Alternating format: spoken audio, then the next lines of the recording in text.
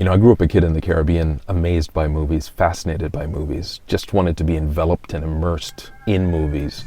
There was an old man, I think he was a Guyanese man, who owned this VHS store, and you'd rent these VHS movies, and he would make these recommendations, and I'm like 10 years old, 11 years old, and they were really badly pirated. He'd suggest like 2001: A Space Odyssey, or he'd suggest, the next thing after I'd seen 2001 because of Star Wars in space. Then he would suggest Clockwork Orange, which was ridiculous. That scarred me for life, watching A Clockwork Orange at like 10 or 11 years old. I haven't seen it since. I don't think I'm going to watch it again, but it was really about immersing myself in like 100 years of cinema. I was never crazy about silent films, with the exception of maybe Chaplin and Sunrise and Buster Keaton. Obviously Nosferatu, which is probably might be my favorite silent film. But anything from about 1931 or 1935 up to about, the 80s was sort of my favorite period. My dad introduced me to things like Sidney Poitier's movies, and he introduced me to The Harder They Come, which was a huge thing for me because it was like, here was a movie made in the Caribbean about people like me, people who looked like me. Sure, it was Jamaica, it wasn't exactly Barbados or Dominica, but it was still the Caribbean. And that was mind-blowing.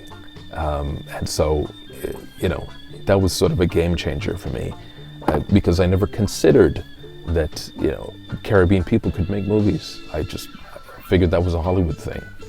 I didn't have access to a lot of movies, literature, but it was about scrounging for pieces of stuff that you could find, things like People magazine or newspaper articles when you're 10 or 11. I call up Claudette Colbert.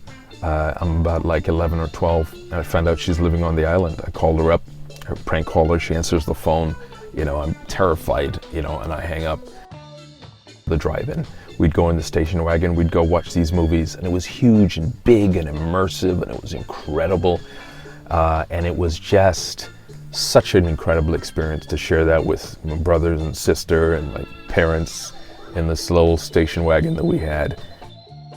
Coming to Canada, I take screen education with Mr. Ross, who was an amazing teacher in high school. One of my school reports was on Back to the Future in high school, writing about the sequel, Back to the Future Part 2, I think it was. And so Mr. Ross was really a cool dude, and that really sort of opened my eyes to various things. I remember scratching on film. He had told us about Norman McLaren, the Canadian animator, and so we took this film and we had to sort of scratch on it and we had to animate on it and make these little films in school. And that was beyond exciting. Once I start working, then I have access to buying Laserdiscs and all sorts of Laserdiscs, and VHS, and access to the Toronto Public Library, which blew my mind because here was a Toronto Reference Library and North York Public Library, and you could actually get 16 millimeter reels. Sure, I had access to that stuff on Laserdisc and VHS, but to actually get a movie projector, and get the smell of that movie projector and that film sort of cooking as it goes through the gate, and just smelling that wonderful aroma of film. It sort of reminded me of when I was a kid, and Dad would have these slides, these Kodachrome slides. Many of them were sort of flashed and overexposed, but it didn't matter because here was pictures of places, and he would project it onto a wall. And we'd see these transparencies onto a wall. A lot of them were reddish tint, because I guess he had flashed the camera, he'd open the back or something. But it was so amazing. And to smell that sort of burning of that slide projector. So here we are in Canada, and we have the 16 millimeter projector, and I have access. I can go down to the public libraries. So I'm living at McCowan and Steeles, which is the border of Markham and Scarborough. And I would take that bus and the subway and the RT, rapid transit, for like 2 hours to go downtown to the reference library to listen to vinyls of like Out of Africa and Aliens and all these, incredible scores, John Barry and James Horner and you name it. But then I can actually take out 16 millimeter reels, and I can take out 16 millimeter projectors from North York Public Library and Toronto Public Library, and I would take that stuff on the bus with me. It was heavy as hell, and take it by cart.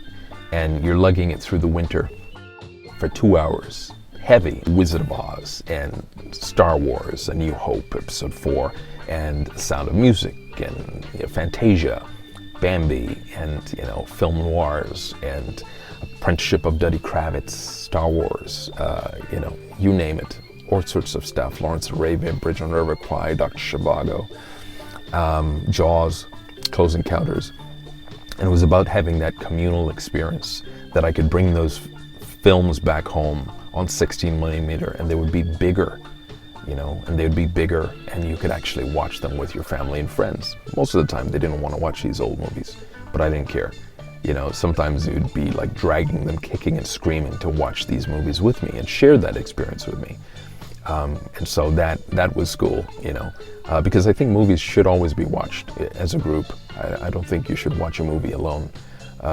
There's something missing when you do that. For me, I find it extremely difficult to watch a movie alone. I would scrounge for posters from movie theaters and video stores since I was a teenager, kid in the Caribbean, and I'd put up these posters all over my ceiling and all over my bedroom when we were in Barbados, when we were in Antigua. I was sort of like a movie theater rat. When I'm about 15 years old in Antigua, there was a guy called Max. He owned a movie cinema, and after school, I would go over to his cinema, and I would just sort of sit with him and just watch whatever he was doing. I didn't understand exactly what he was doing, but it was so cool just to actually sit and talk with him. There's nothing like the immersive power of a good movie on a big screen, man.